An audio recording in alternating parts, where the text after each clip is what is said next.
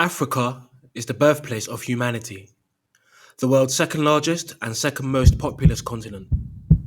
It is home to 54 countries, 1.1 billion people, and over 2,000 languages, some say even 3,000 languages spoken natively in Africa. This comes from the many tribes, ethnic groups, and variety of dialects in the population. Africa may even be much, much bigger than what the establishment have led us to believe. But why are there so many languages? And what does the Bible teach us about language? If we go to the book of Genesis, chapter 11, we might just get an answer. Verse 1. And the whole earth was of one language and one speech. And it came to pass, as they journeyed from the east, that they found a plain in the land of Shinar, and they dwelt there. And they said to one another, Go to, let us make brick and burn them thoroughly. And they had brick for stone, and slime had they for mortar. And they said, Go to, let us build us a city and a tower, whose top may reach unto heaven. And let us make a name, lest we be scattered abroad upon the face of the whole earth. And the Lord came down to see the city and the tower, which the city of men builded. And the Lord said, Behold, the people is one, and they have all one language, and this they begin to do. And now nothing will be restrained from them, which they have imagined to do.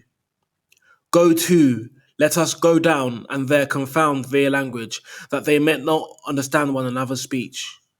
So the Lord scattered them abroad from thence upon the face of all the earth, and they left off to build the city.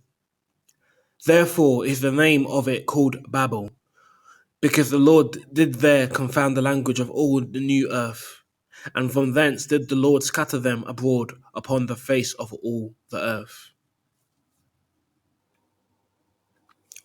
So what are the key points from Genesis 11, 1 to 10? 1. The entire human race spoke one language. They were one. 2. There was nothing that they couldn't do which they put their mind to. In other words, if they could imagine it, it would manifest. They decided, let's go build a tower. Why? Why did they build a tower? What was the point? They built a tower so they could make a name. You see, without a name, you don't exist. A name is a legacy. A name is your place in this world, your unique identifier. Remember, in the book of Revelations, it was names that were read from the book of life. And what's more, 144,000, the chosen ones, were singing a new song which only they could learn. What language was it in? So again, why did they want to build a tower? It was a survival mechanism. They were worried about being scattered across the earth. The words there, lest, means so that we, in order to stop. So they wanted to preserve their lives or their culture. At that point of reference, Genesis 11, it wasn't that long ago that the earth was destroyed by the great flood. That was Genesis 10:32, which says that all nations of the earth were descended from Noah. So to say that the people are one in Genesis 11:6 is no understatement. They had every reason to try and preserve themselves since the flood was so recent, so they built the tower to reach as far as heaven, that if anything was to happen on earth, they would have a name for themselves in heaven. Now at this point, God finds out. He notices what they're doing. He notices their intentions to make a name for themselves. So he leaves heaven and comes down to see just what they're up to. It must be serious, because for God to leave heaven, paradise, and come down to earth to see what humans, to see what the children of men, to see what mere mortals are doing, it must either be bloody interesting or a threat to me. Now, what does God see when he comes down? He sees the people are one. They have true unity. He sees they have one language. He sees there is nothing they can imagine that they can't do. They knew how to penetrate the dome and reach heaven. Now, what does God do? He confounds, which means to confuse and mix up their language, so they can't understand each other. Now they're powerless. He mixes up their language so they can't understand each other. Now they are powerless.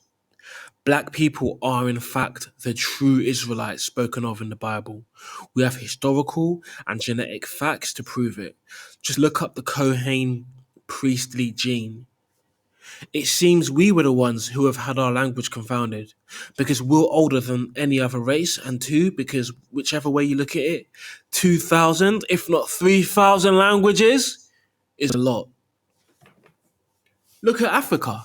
Nigeria has 500 languages and a population of 184 million people. Cameroon has 281 languages spoken by 22.5 million people. Brazil has 228 languages spoken by 211 million people. God definitely confounded it, all right? With such tribal, religious, and language diversity, can it be possible for Africa to truly unite? Without unification, are we not just mere pawns to be used and abused by any and every other race, as history has shown? The second scramble for Africa is well underway. Why? Because of a lack of unity. How are we supposed to be powerful? How are we supposed to get things done without some basic form of understanding and compliance? Africans are so fucking stupid that despite everything we've been through, we've allowed the Chinese to come in and teach their language in schools. Chinese language programs were launched on 19th of June 2013 at the headquarters of the African Union in Addis Ababa, Ethiopia, and is happening elsewhere. My black family across the world, in case you're not aware, we are living in the end times right now. We are living in a global black holocaust. We already know of the depopulation agenda. There's the global agenda to reduce the Earth's population. Then there's the racist agenda to reduce the black population. Let me say that again. There's the global agenda to reduce the Earth's population. Then there's the racist agenda to reduce the black population. Let's stop the nonsense and deal with the facts. They want us dead or turned into robots. They're wondering why Africans aren't dying of corona like they want us to. Melinda Gates said the coronavirus will make Africa have dead bodies lying on the streets. Bill Gates wonders why numbers aren't as high in Africa as they predicted. And you wonder why they call this a plandemic.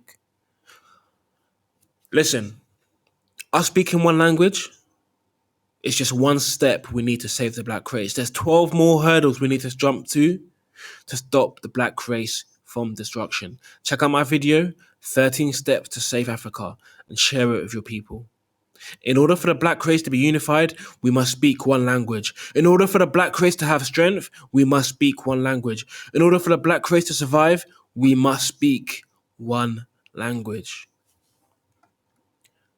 We know the white man didn't let too many slaves who spoke the same language go on one ship or go on one plantation. He kept them divided. He kept them separated so they couldn't talk to each other and plan a revolt. If I can't talk to you, if I can't tell you to launch an attack at 1 a.m. in the morning, I can't tell you the white man likes to rape his favourite slave girl at 3 o'clock in the afternoon. I can't tell you to make a weapon and leave it in the cotton mill so we can launch an attack. People, history repeats itself. They've used the same tricks throughout history. Divide and conquer. The white man is no different to the God of the Bible because he scattered us in different ships, in different plantations, and in different countries, all according to our languages, and hence we had no power. So my question to you, my black brothers and sisters in the continent and in the diaspora, which one language shall we speak in order to become one and do literally anything we put our minds to? In order to create, one must present something of equal value. This is the law of equivalent exchange. You have to sacrifice something in order to get somewhere, to climb higher, to get more money, to be in a better position. You have to give back. In order to create, one must present something of equal value. This is the law of equivalent exchange. Are we as a people willing to sacrifice for the greater good? Are we capable of deciding on agreeing on one language to be spoken by all the black people on the earth to truly unite and to truly rebuild the continent? If a vote has been taken, if the decision has been made, are you willing to drop your native tongue and go through the time, go through the effort, go through the pain to learn another language? I don't know if you are. I'm just a messenger. But I'll tell you one thing. We're not going to survive the next 100 years if we don't get our act together. So should we speak Zulu, Swahili, Twi, Ndebele, Shona, Ga? Should we speak Xhosa? Should we speak Yoruba? Should we speak Mande, Wolof, Igbo, Swahili, Baule, Somali, Ibri, or any other African language. The choice is ours to make, and ours alone. We can either join forces globally and create the next Wakanda, or stay divided and crumble. It's Shogun Starchild, Black Egyptians, one love.